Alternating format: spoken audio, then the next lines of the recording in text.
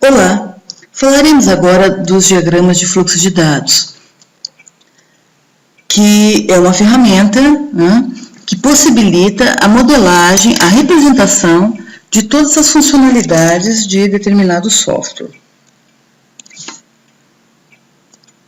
Os softwares processadores de transação que nós temos trabalhado, eles, além de armazenarem os dados, eles também possibilitam que sejam efetuadas várias operações sobre os softwares, não é? Essas operações, elas são efetuadas nessa camada intermediária, a camada de aplicação. A camada de aplicação é nela em que são feitas todas as operações sobre os dados previamente cadastrados. Por exemplo, operações podem ser feitas uniões de tabelas, concatenações, intersecções, possibilitando várias estratégias de recuperação de dados. Os dados podem ser ordenados em valor crescente, em ordem alfabética. São possíveis também várias estratégias de ordenamento de dados. Várias operações aritméticas são realizadas, né? Somas, subtrações, etc., de tal forma que você consiga operar, né? Concretizar a transação de forma bem sucedida. Por exemplo, num sistema que seja de controle de uma biblioteca. Toda vez que o usuário for devolver um livro, né, a camada de aplicação vai dar ao funcionário da biblioteca uma opção, receber livro, devolver livro. Ele vai clicar lá, vai ler o código de barra do livro que está sendo devolvido e o software vai ser capaz de dar informações, por exemplo, números de dias que aquele livro ficou fora da biblioteca, né? Ele vai pegar a data atual, subtrair da data de empréstimo e vai chegar, por exemplo, o número de dias emprestados. Todas essas operações realizadas pelo software são realizadas na camada de aplicação, que é representada por meio de um diagrama de fluxo de dados. Essas operações, né, são feitas a partir de dados previamente inseridos no sistema, né? Então, todo o sistema de informações tem aqui uma base de dados. Essas entradas de dados, que também são representadas pelo diagrama de fluxo de dados, elas podem ser de duas naturezas, ou fechadas ou abertas. Entradas de dados fechadas são aquelas que são feitas mediante uma lista de escolha ou uma pick list. Então, você opta, né, por escolher dados a partir de uma entrada de dados mesmo, previamente imputados no sistema, que se encontram em tabelas específicas. Você, então, ao fazer uma entrada de dados, para escolher definir uma cor para determinado produto, você não define uma cor de forma aleatória, você vai definir entre as cores previamente cadastradas, vermelho, verde, azul, preto. Você só tem essas 4 opções e você vai escolher uma. Uma entrada de dado aberta, não. Uma entrada de dado aberta você pode dar qualquer valor. Por exemplo, uma transação de venda, você quer pôr um preço específico para aquela transação, você pode entrar com um valor, um número real. R$ 44,50, por exemplo, vai ser o valor daquele produto naquela transação. E essa entrada é aberta, você que define. Aqui tem um exemplo, rapidamente eu vou explorar com vocês. É o exemplo de uma empresa que está usando um software para cadastrar cotações de obras.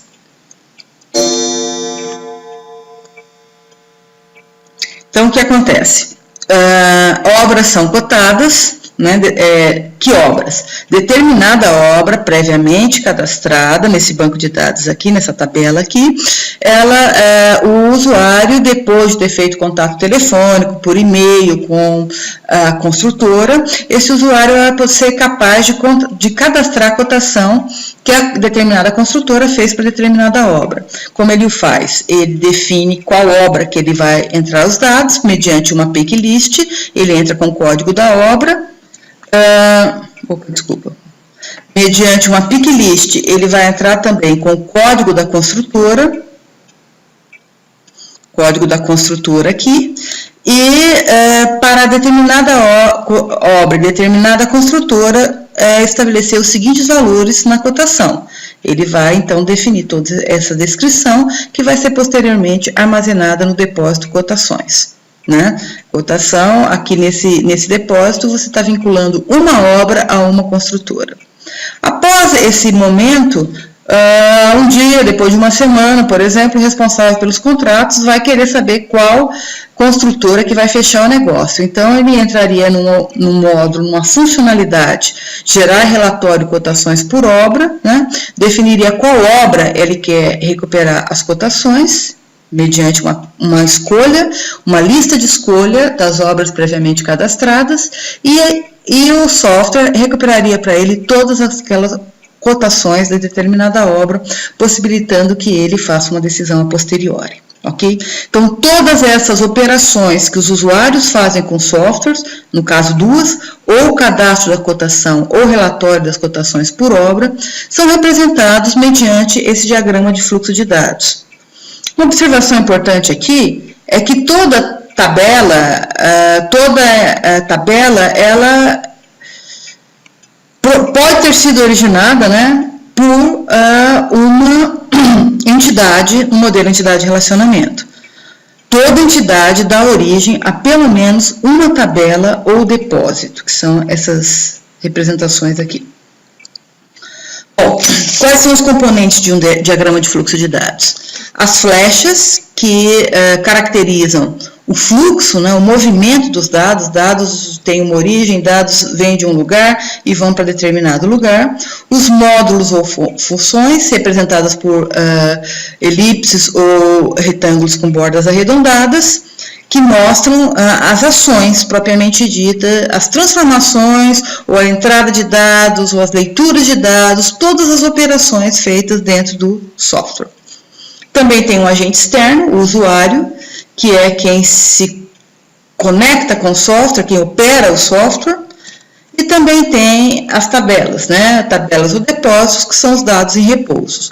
Como a gente já havia dito, todas as entidades do MER vão dar origem a pelo menos uma tabela física, né? E também existem essas tabelas, que são as tabelas de parâmetros. Parâmetros são dados importantes que têm que estar armazenados no seu sistema de informações, mas que não se constituem em entidades, porque não passam pelo teste das entidades. Não possuem vários atributos, ou então não são coletivos, ou seja, são dados que têm características mais particularizadas e simplificadoras, que não os fazem necessário de estarem presentes numa modelagem como a que nós fazemos mais ampla. Aqui nós vemos o exemplo de um diagrama de fluxo de dados da carga inicial, ou seja, da entrada de dados inicial. Então, quando você vai trabalhar com qualquer tipo de software, por exemplo, de compra e de venda, você não faz nada no software antes de cadastrar os produtos, né? Então, aqui é representado o módulo cadastrar produto. Você, usuário, entra com os dados relacionados ao produto, nome, localização, quantidade, etc. E esses dados são armazenados na tabela que você definiu no seu modelo entidade de relacionamento. Algumas vezes é muito importante que ao cadastrar um produto seja feita uma leitura prévia. Aqui, essa leitura prévia no seu banco de dados, para quê? Para que quando você estiver oferecendo ao software os dados, o software possa consistir se nenhum outro produto havia sido previamente cadastrado com aqueles mesmos dados, não é?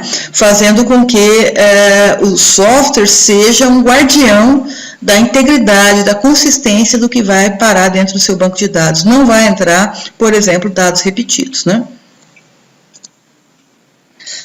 Também é interessante que no momento do cadastro de dados inicial, aqui no cadastro de clientes, por exemplo, então vão ser cadastrados, vão ser gravados, escritos, por isso que a flecha tem essa direção, vão ser gravados dados na tabela clientes.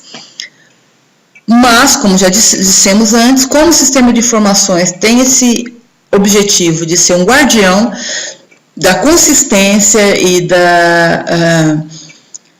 da corretude do banco de dados. Anteriormente a essa gravação, é feita uma operação de leitura para ver se esses clientes não foram anteriormente cadastrados, né? Não há redundância. Após a consistência, está tudo ok, o dado é gravado, o sistema dá uma mensagem para o usuário, né? Então, cadastro realizado ok, ou então cadastro não foi realizado ok, e os dados, por exemplo, estavam repetidos, tá? O cadastro, essa observação até deixa isso mais claro. O cadastro não será ok, não se realizará caso ocorram problemas, né? Ou dados repetidos, como nós já havíamos dito, ou nem todos os dados necessários tiverem sido imputados. Esse neologismo, imputar, é dar entrada, né? Alimentar dados para o sistema. Então, por exemplo, nos dados de cliente, você pode ter dado um valor de CPF de cliente incorreto. Então, você vai receber uma mensagem de erro, a operação não foi realizada adequadamente. Aqui, nós vamos usar aquele mesmo exemplo da Prefeitura de Verdes Matos, que tínhamos cadastro de equipes, cadastros de ordem de serviço, para que as equipes fizessem serviços de manutenção em praças, não é? Vamos usar esse mesmo exemplo que já usamos, já modelamos os dados, agora então passamos a fazer um modelo, o diagrama de fluxo de dados, né? A partir do modelo que já havíamos feito de dados, né? Então, uma ordem de serviço, ela relaciona-se a uma única equipe vai ser realizada em uma única praça, não é? A ordem de serviço, a tabela física que se origina dessa entidade, ela vai ter como chave primária o código da ordem de serviço, data, horário, status, tipo de serviço, como chave estrangeira o código da praça no qual será realizado o serviço e o código da equipe também como chave estrangeira da equipe que realizará o serviço. Ok, inicialmente são feitas as cargas iniciais, né? São cadastrados os dados fundamentais, sem os quais não há operação. Então, não há cadastro de operação ou de transação. Inicialmente, então, nós cadastraríamos as praças, né? Aqui, vejam que na entrada de dados aqui, eu tenho o nome e o endereço da praça, que vai ser aqui identificado como X, vai ser armazenado aqui na praça esses dados que foram entrados. E também um código de praça. Como esse código é um código artificial, ele costuma ser gerado pelo software mediante algum parâmetro interno, tá? Então, isso é armazenado aqui, se estiver tudo ok, o software vai dizer para o usuário, está tudo ok. Ou então, vai dar uma mensagem de advertência, praça já cadastrada. Mas como ele pode dar essa mensagem de advertência, praça já cadastrada? Pensem, o que é necessário, então, é que seja feita aqui uma leitura prévia, nesse depósito, não é? Para que possa saber quais praças já tinham sido anteriormente cadastradas e se esses dados X correspondem a uma praça ou não já cadastrada, para que haja esse retorno para o usuário que está fazendo a operação. Tá? Então, aqui nós lemos as informações das praças e, se não houver repetição, posteriormente esses dados são armazenados. No segundo momento, são cadastradas as equipes, os empregados. Veja, no caso do empregado, como há um relacionamento de que cada empregado está vinculado a uma única equipe, toda vez que você for cadastrar o empregado, você vai também ter que cadastrar a equipe na qual ele está cadastrado. E você não vai fazê-lo colocando o nome da equipe ou o número da equipe. Você vai fazê-lo mediante a solicitação de uma lista de escolha. Então, você dá um clique lá, o software abre para você equipe 1, equipe 2, equipe 3, equipe 4, e você, com os dados das equipes, por exemplo, e você vai escolher a qual equipe esse empregado que está sendo cadastrado pertence. Ok? Então, você solicita quais equipes existem, o sistema dá para você as equipes e você, por fim, seleciona qual equipe que você quer vincular o empregado. Veja, nós já temos usado esse símbolo, esse apóstrofo, e aqui nesse slide fica bastante claro qual o significado. Em vez de representar o clique que você dá em geral, aquele quadradinho preto que fica do lado do campo, para pedir uma lista de escolhas e depois o software te mostrando a lista de escolha e você selecionando uma equipe a partir daquela lista de escolhas, a gente entra com a informação, código de equipe com apóstrofo, indicando que esse dado ele foi previamente escolhido em uma lista de escolhas, né, numa pick list, quer dizer, foi selecionado determinado dado de um conjunto previamente estabelecido, que foi previamente lido pelo software, né? Então, o software, você pediu, o software mostrou as equipes, você selecionou uma, ele mostrou porque ele leu a tabela equipe e tem os dados da equipe aqui. Aí você consegue, então, colocar os demais dados, CPF, nome, e-mail do empregado e fazer o respectivo cadastro. Portanto, né, o cadastro seguido de uma pick list é representado pelo uso do apóstrofo. Tá? Cadastramos os dados dos empregados, agora podemos, então, cadastrar a ordem de serviço, né? Todos os dados de uma ordem de serviço. Para fazê-lo novamente, nós entramos no software, vai ter lá uma funcionalidade, cadastrar a ordem de serviço, você vai fazer os vínculos necessários, as vinculações necessárias para que aquela ordem de serviço seja cadastrada de forma consistente no seu banco de dados. Então, uma ordem de serviço vai estar vinculada com uma equipe, o software faz a leitura dessas equipes previamente cadastradas, dá ao usuário, o chefe no caso, uma lista de escolha, ele escolhe determinada equipe, também vai escolher determinada praça, também vai escolher o tipo de serviço. Preste atenção, o tipo de serviço é uma tabela que tem essa notação aqui preta. Por que essa tabela que tem esse quadradinho preto aqui? Porque ela é uma tabela de parâmetros, né? Então, existem vários tipos de serviço, poda de árvores, corte de gramas, sei lá, lavagem de bancos. Esses serviços são previamente cadastrados em tabelas de parâmetros. Por quê? Professora, por que não é uma tabela normal, uma entidade normal no meu modelo de entidade de relacionamentos? Porque não tem vários atributos, o atributo só é o tipo mesmo, só é o nome. Então, como é uma tabela monoatributo, não faz sentido a gente ficar representando, não é relevante, na verdade, ficar representando no modelo entidade de relacionamento. Ela aparece aqui como uma tabela de parâmetros. O calendário, todo software tem um calendário, ele também é um parâmetro, né? Então, eu entro aqui com o código da equipe, código da praça, dados previamente cadastrados e escolhidos no momento da entrada da ordem de serviço, tipo de serviço, data e horário, também dados pré-cadastrados, que vão estar sendo armazenados no depósito ordem de serviço, tá? Então, com essa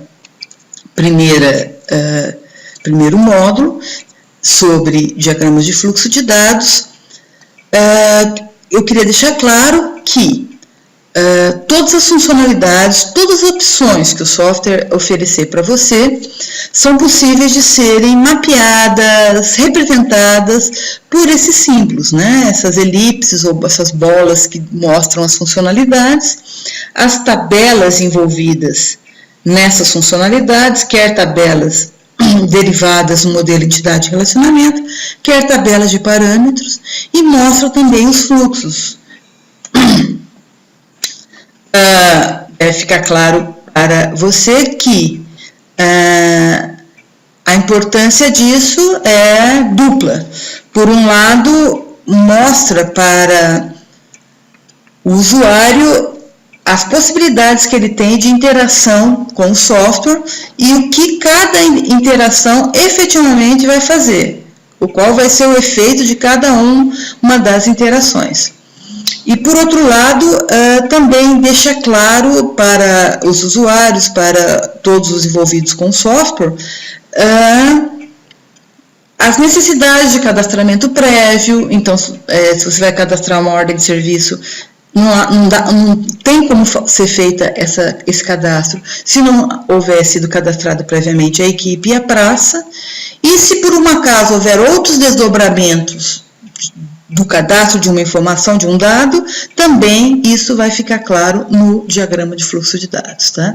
É uma ferramenta muito importante para mostrar para os usuários e para os desenvolvedores de software o que é necessário que cada operação efetivamente realize para que os dados se tornem sempre bem estruturados e fornecendo todas as informações a posteriori que os gestores daquela transação vão necessitar, ok? Então, essa é a primeira introdução ao assunto. Espero que vocês tenham gostado de visualizar os diagramas de fluxo de dados. Eles são bastante interessantes, repito, né? Por meio deles você tem uma noção muito clara de um software sem nem abrir o danado do software no seu computador. Só olhando os diagramas de fluxo de dados e o modelo entidade e relacionamentos, você pode ter uma noção muito clara de qual software, do potencial daquele software que está sendo apresentado a você. É interessante porque, às vezes, como a interação que a gente tem do software é feita na camada de apresentação, nos menus, nas telas, e brilhos, e flechinhas, e bolinhas, e cores, às vezes, passear pelas telas de um software não dá uma noção tão clara da potencialidade, do desempenho daquele sistema, do que olhando o seu diagrama de fluxo de dados e o seu modelo entidade e relacionamento, ok? Então, aí você vê a beleza dessas ferramentas de modelagem. Olhando-as, você pode ter uma noção clara do que realmente o software faz. E, passeando pelas telas, às vezes você pode ser iludido e não ter uma noção tão clara, ok? Então, bem-vindo aos diagramas de fluxo de dados.